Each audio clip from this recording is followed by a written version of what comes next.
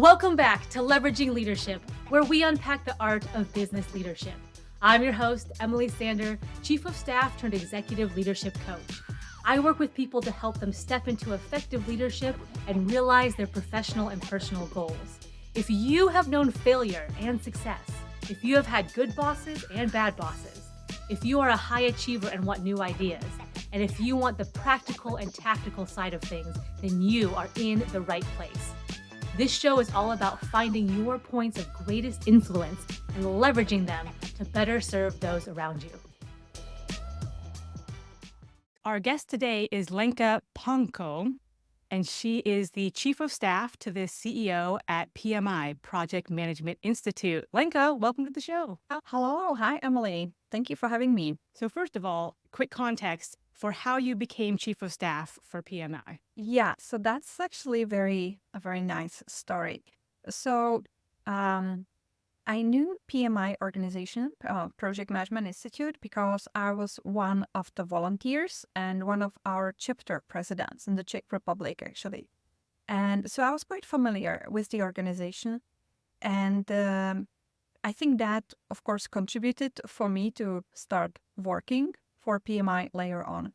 But in my normal job, as we call it, daily job, I actually worked for the past couple of years as organization-wide transformation leader, and I was the direct report to CEOs at the companies that I work for.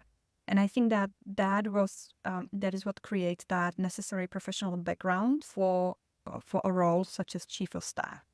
And so then when PMI appointed a new president, Pierre Lemon, who joined PMI in September almost 2 years ago, then we got in touch because I was one of the PMI volunteers, one of the PMI chapter presidents, quite vocal, not very happy. And I think that led to that initial discussion. And then I was, of course, very keen to support PMI because I'm very passionate about PMI. And, after all, I went through quite a thorough interview process and I was accepted as Pierre's Chief of Staff. So a couple quick notes. The fact you volunteered and the fact you became chapter president or the head of that chapter led to you becoming Chief of Staff. So I think that's a good note for listeners to pay attention to. And the fact that you were the squeaky wheel and you vocalized your suggestions for how to do things better.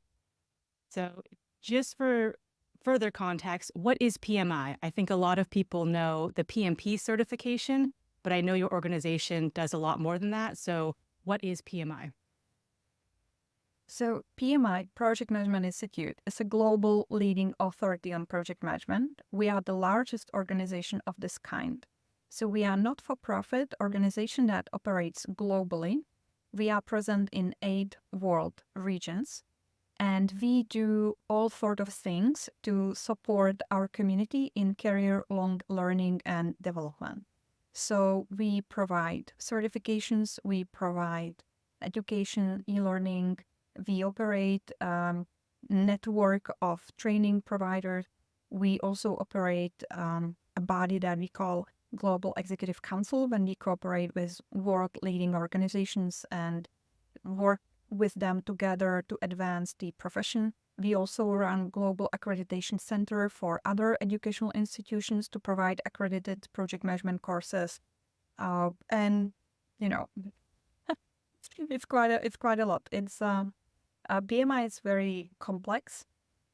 We have almost 800 employees, which doesn't sound like a big number, but then you have to add to that more than 11.5 thousand of volunteers that we organize and work with them worldwide. That gives us that scale and size. And then your boss is US based, correct? Yeah, it's actually a funny story because Pierre is in fact a French. Actually, he was born in France. He's French, but he lives in the United States. And I am not French person, and I live in Paris and work for him. And so you mentioned project management is close to your heart. So I'm wondering, how do you incorporate or how do you utilize project management skills in your day-to-day, week-to-week, especially given that you oversee 5 enterprise teams? Yeah, so two of these teams are actually our Transformation Management Office and our Enterprise Program Management Office. So then I need my project management skills really daily to be able to support these two teams. And of course, in my role, I oversee all of our enterprise projects and programs. So that's one part where I use these skills in my job.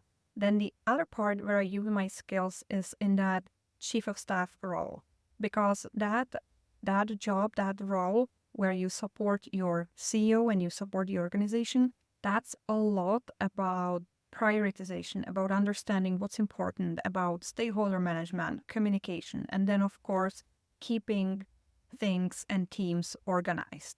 Yeah. So it's so interesting because a lot of chiefs of staff don't have any direct reports, and yet you have five very strategic enterprise level teams. So was that in place when you got there, or was that something that you advocated for, or just something that unfolded? Well, so half half. When I joined PMI originally, I joined as member of the executive team, and I was already assigned our EPMO team at that time. Oh, okay. But then one of the things that we needed to do is to look at the way PMI is organized, and we restructured our teams to be better aligned with our strategy. And so during that holistic view at the organization, we lifted up some functions, for instance, for our community group. And during this transition, it happened that we formed Office of the CEO, where we assign also other enterprise functions. And these enterprise functions, which are under the Office of the CEO, we want to keep them neutral because their purpose, their job is to support the whole organization. So that's why we believe that it's better when they sit close to the CEO in my team, as opposed if they would be part of some of our more, functional oriented group. Right. And so I think it's important that you're both chief of staff and also the head of the office of CEO. And that's similar but distinct. And so a lot of chiefs of staff say, I know I'm in charge of building that underlying system of the business. So kind of the framework. And a lot of time that's done with no direct reports, no teams, maybe through influence or leading or participating in cross functional initiatives. But you exercise that or manifest that through actual teams. So how do you go about building that system that upholds? You're basically operationalizing strategy throughout the company. Yes, so I think that's a very interesting question, because it's true that chief of staff role, it's not defined the same way in different companies. Chief of staff role, it's always a little bit different, and I sometimes discuss with other chief of staffs who are in a different situation, and we see different cons and pros of that. So for instance, in my case, because I have the whole office of the CEO, which is a couple of teams, enterprise functions. It's not big, but it's also not small. So then, of course, I have it creates some agenda for me. I have to support my teams, have to work with my teams, and that keeps me busy. And then on top of that, there is this chief of staff role, which also would normally keep you very busy. So like this, it keeps me double busy. But on the other hand, because I'm the member of the executive team and I actually have I have these teams to execute this executive leadership, so to say, then of course a lot of things are easier for me because I can implement, because I am the decision maker for certain areas. So that's easier because I can just talk to my teams and tell them, hey guys, this is what we need to do, and we can just go and do that. It's not necessarily influencing, it's leadership. So that for that to build this underlying structure, to improve our processes, to bring more rigor in the way we manage our enterprise project portfolio, for instance, in the way we manage our transformation. For that, it's easier. But of course, it increases the workload. Yes, pros and cons. So I'm really interested. So maybe like one of your teams has to do with board relations. Yes. So what does that team look like? What do they do? Maybe how many people are on your board? How many people are on that team? What's that cadence look like? So we have also legal team. So they are the formal owners of the relationship with the board. And then our board is organized in a way that there are different groups, which are called committees, and then executive leaders are part of these committees as liaisons. So we have so there are multiple touch points. I am part of one of this committee. That's a committee that takes care of design of the board meetings and board agendas. So this is where I operate as chief of staff. But also one of my teams is a team to support board communications. And here we operate more like the office of the CEO, and we essentially support our board members when they have speaking engagements and when they talk to the community. So our job is to ensure that they have always the latest messaging in place, and that they can update our community about our strategy, what we're doing, what are the current priorities. Interesting. Okay. And then what about a more internal facing team? Is that would be that data analytic team, or what's a good example of where you're working in the business or across the business? So for instance, it goes across multiple layers. So for instance, our Transformation Management Office and Enterprise Program Management Office, these are the teams that, of course, work with multiple functions because they execute our change initiatives. And that's one area where I support these teams, and then, of course, oversee all the enterprise projects or programs that we have, participate in the reviews, and basically provide support. Then we have, in the Office of the CEO, we have also our thought leadership team. That's a team that essentially does research and communication with the community to understand what are the trends for the profession and then drive that dialogue. Basically look into the future and provide reports and data and insight for our community so that they can get ready for what is coming. So these teams then closely cooperate with our marketing, with our design studio, to create these reports, and of course with our market research team. Yeah. Then me, myself, I work basically with all the teams in the organization because as chief of staff, I also have to support the organization when we face some priorities, something happens, so then I have to put teams together, support them again, help them to be organized and address these urgent priorities. Something happens and then something else happens and then something else happens on top of that. So in terms of prioritization, I know a lot of chiefs of staff deal with, all right, it's a constant exercise of what is the highest priority. And you have that extrapolated to 5 teams.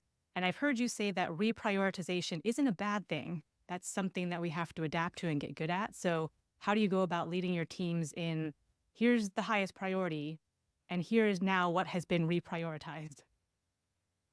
Right, so that's a great question. So I will probably explain a little bit what is my approach to all of that. So first of all, I really don't like chaos, and I really don't like when you have to leave everything because there is some higher priority and you need to jump on it. So intuitively, what I'm doing, I'm creating structures and systems, and I insist that all of my teams have this structure and system in place. Because I truly believe that when you have transparent and structured information available, so that everybody always understands what are we doing, why are we doing it, where do we stand, then you can prevent a lot of this sudden, no one knew about it and it just happened. So it took me, of course, a lot of time to build these structures, at least within my teams, and also some of the structures across PMI. It's a lot of work, but I believe it pays off. And right now, for instance, also across our executive team and senior leadership team and our regional managing directors, we have a structure of touch points where we manage information, when we keep everybody on the same page, where we discuss things and then we address and follow up these priorities. And it's very helpful because we try to minimize that situation where people are not informed, are not aware, and if something happens, and then we have to quickly react and reprioritize, because that is, of course, always difficult for teams that are working on these priorities. So I'm fighting this with structure. and implementing similar structures also for my teams. But then, of course, apart from that, there are always the situations that are really unexpected. I don't know, something happens externally and influences you. So then you have to use your business understanding, your business acumen, as we call it at PMI, because you need to understand what's the impact and then prioritize based on that impact. So it sounds like you have structure built in so that you can be more nimble or adaptable. And a lot of people hear structure and they think that's the opposite of, oh my gosh, you have to be agile. So you're using it in Oh yeah, absolutely, absolutely. So yeah, what I forgot to say. So in my previous jobs, I actually worked as agile transformation leader. So I spent a couple of years on understanding how to build structure that makes you more agile. I know it sounds like oxymoron, but actually it's not. Yeah. Because, for instance, you can make better you can make better decisions if you understand what's going on. And for that, you need to teach people, coach people to be able to communicate and really express themselves in a way that you understand what is the core of the issue. And then, of course, you need to be able to develop your people so that when you need to reprioritize, they have the skills ready. So then you need to predict a little bit and you need to work with your teams always, looking forward so that when you reprioritize, people are ready. Then keeping track and having transparent information of what we are working on. Again, for reprioritization, it's key because you need to know what is the trade-off. If I put something up, then I need to put something down. And everybody, again, they need to know, because the worst situation is when you put something up and no one knows what you put down, you are not aware, but there are also deadlines, right?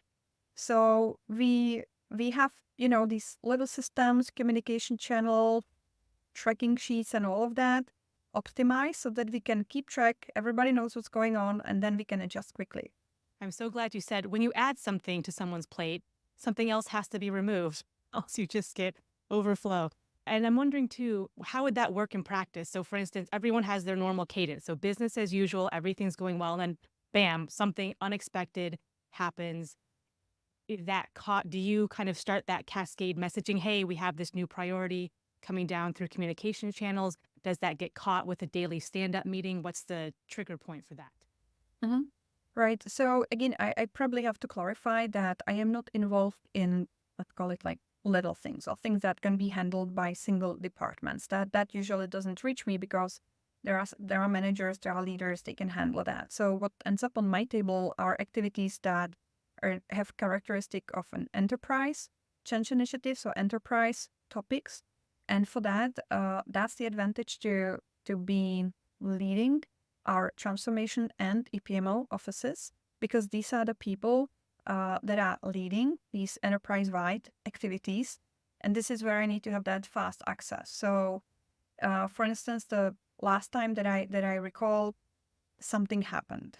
So then I learned that. Then I go immediately to my director of EPMO, and we quickly look at our assignments and we pick up a person who is qualified and suited to lead that activity, whatever that is. So this is real time. This is happening very, very fast because we keep a full transparency about our enterprise portfolio, project portfolio.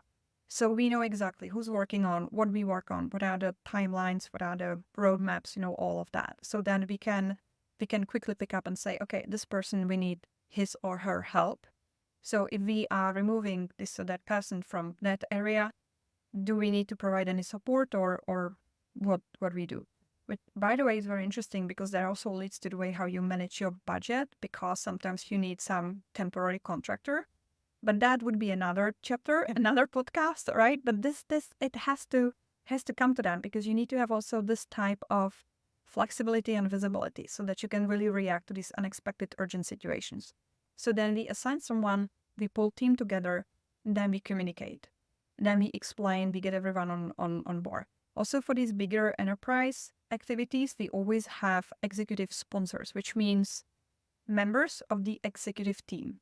So that again, that we have very short link between teams that work on something important and then executive leaders so that we can do decisions quickly. And then, of course, we review all this portfolio on our executive team meetings so that, again, everyone is, on the same page and know that when we change priorities, if something goes up, what goes down, right? So that everybody is aligned. And it sounds like you have a very self-sufficient team or self-sufficient team. So you've given them visibility, you've given them the tools they need, and then you're dealing with exception cases and you're making sure that people are resourced correctly, but your team leads operate independently. Oh, you said it so nicely. So yeah, that's my ultimate objective, right? Because we want to empower people. We want to grow. We want to empower people. I am the opposite of a micromanager. And I don't like that. Sometimes you have to do that, especially in that phase when you are building the teams, then you have to give them a lot of support, a lot of coaching. And I'm happy to do that if it's for a limited period of time. And then I'm always watching my teams when it's the right time to step back.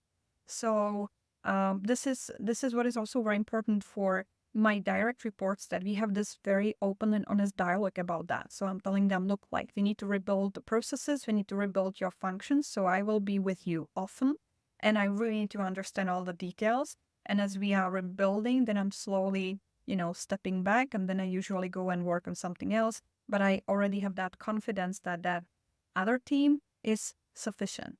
So then we also, to have this real-time communication, we have something that we call Tiger Team, Yes. Yes. Office of the CEO Tiger Team. And it's a couple of people from my team that we meet every week, and we are just, okay, is anything urgent? Anything happening? Okay, it's only like 30-minute calls, kind of like a stand-up call. And we're just like, this is urgent, this is not. Okay, good, good, good. We don't discuss anything operational, only something that needs attention so that we can, handle these priorities. Beautiful. I love that. And one thing I want to highlight for the listener is Lenka said she wants to back off. So she's going to get close and be close to things so she knows what's going on. And then she backs away and lets her team operate. So I think that's an important step that a surprisingly high number of executives don't do, which I think is to their detriment and to their team's detriment. So thank you for being that type of leader. One thing you mentioned before, which was a budget can be a whole different podcast episode. But one of the things you do is you work with Pierre, your principal, on making strategic investment decisions. So I'm wondering, what types of factors or considerations do you look at, and how do those conversations go? Yeah, so for that, I have to put the member of the executive team head free. So yeah, so this is with PMI, this is really amazing experience, I have to say, because we started to work on our new strategy last year, and that was the most data-driven strategy process which I ever experienced. And so it took us a bit of time to do that right. We ran market research, we looked at all the data, and then for our strategy, we identified our core strengths, which we want to elevate, expand. And then we identified gaps. Then we made these trade-offs, strategic decisions where we want to be focused. This is music to my ears. Oh my goodness, Lenka. This is okay. Keep going. Oh my goodness. So once you have this type of clarity, which is so needed, but once you have this type of clarity, then strategy, if it's built this way, then it serves as a very nice filter for your decision making about investments. Because with this type of clarity, it's suddenly easy, because you can look at these ideas or these investments and you can say, like, okay, does this investment support the strategy or not? So these discussions are happening on different fronts, because of course we want to advance the strategy. Then there is the other side, and this is what is facilitated by my teams, that they look at the costs and investments that we already have in place. So for our enterprise project portfolio. And so we have information that we always summarize for the executive team, in which projects, how much do we invest externally and internally, because this is very important, because people typically look only at something that you pay to your suppliers, to your vendors. But we do, of course, significant investments via our internal resources. So we track that too. And so then we can see that, for instance, if we claim that something is important for us, if we really invest in that proportionally. And then I mean, like right now, everything fits. It's But of course, I assume that if the situation would be different, that we would say this is very important. And then when you look at the number and we would see like we don't really invest in that area, then of course for us it's a clear signal that something is wrong and we probably need to reevaluate the scope or focus and see are we really, really putting priority on that. And so it sounds like you have this very robust data driven process at the beginning, which is amazing. And everyone should re listen to that portion of what Lenka said. And I'm just curious, let's say mid year, an opportunity for an investment comes up that was unexpected. And there's pros and cons to this, which there are with everything. Is your team collecting information to say, okay, here's what the pros and cons are, or what the investments and sacrifices are for this particular case, and bringing that to the leadership team, or how does that? So we have also a strategy team. So strategy team is that team that is evaluating these opportunities, so sometimes actively searching for these opportunities to again to advance the strategy. Then on our end, we have intake process for these enterprise projects. So this is mostly for the ideas that are coming from the inside of the organization. Okay. Because if it comes from the strategy team, then of course it has to follow our process where we as executive team decide if it worth investing or not, and then it simply is added to the portfolio, if that makes sense. But then if there are ideas coming from our teams bottom up, then it goes to our intake process, and again we review that. But what we did, and we spent a lot of time on that, is to clean our project portfolio, streamline our teams, clarify the objectives so that we ensure that people are coming with ideas that are directly supporting our new strategy. Because first of all, it's more efficient, of course, but then it's difficult if people come with ideas and you tell them come with your ideas, and then they come and they say like, oh, doesn't really fit. So that I think that for this decision making, it's not only about the executive team that of course is ultimately responsible for making decisions and has to be able to evaluate if that opportunity is worth pursuing or not.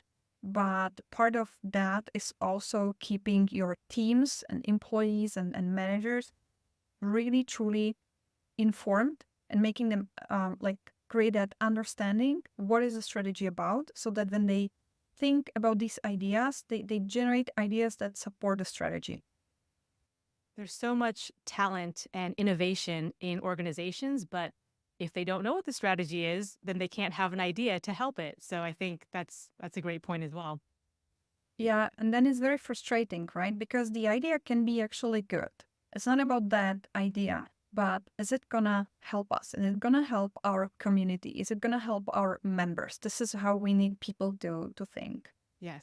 So you've mentioned project management skills throughout our discussion here. So I'm wondering, for an aspiring chief of staff or a current chief of staff or just someone in business, if they're wanting to build up these skills, what would your advice be? Just how to start, how to develop these project management skills? This is a very easy question. Come to us. Right. So, yeah, first of all, yes, come to us. But the thing is that everyone learns a little bit differently. And one thing is the theory, the learning. So, of course, you can use our courses, you can use our training network, our partners, you can learn. So that's great. That gives you that basic. We also offer certifications for people who do not yet have project management experience. So that really gives you that head start. It's called CAPM certification. But what is also very important is to engage with our community, with people who went through this, who are also starting at a certain point of their career, and they progressed and mature. And this is what our chapters are doing. Our local organizations around the globe who are maintaining and working with this local community. So the best thing is simply join the chapter, go to the meeting, connect, network, learn. And these are people who are very happy to provide mentoring, coaching, support you, and also direct you for, where do you find the resources.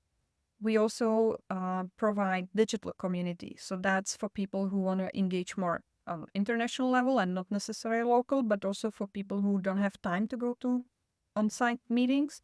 So then we have this digital community, which is very vibrant, very live, There are a lot of discussion forums. We also have forums which are focused on specific topics like AI.